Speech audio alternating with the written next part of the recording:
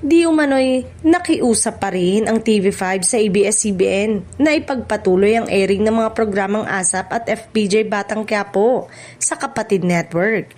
Matapos umanong makita ng pamunuan ng TV5 ang malaking naitutulong ng dalawang palabas sa ratings at kita ng istasyon.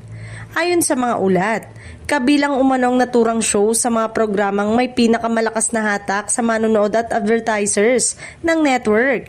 Base sa impormasyong kumakalat, itinuturing ng TV5 ang ASAP at FPJ Batang Quiapo bilang ratings drivers na nagbibigay ng solid viewership tuwing weekend at prime time.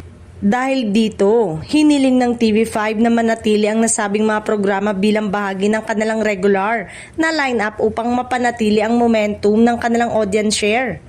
Gayunpaman, lumalabas sa mga ulat na hindi na pumayag ang ABS-CBN sa naturang kahilingan, bagamat wala pang opisyal na pahayag mula sa alinmang panig.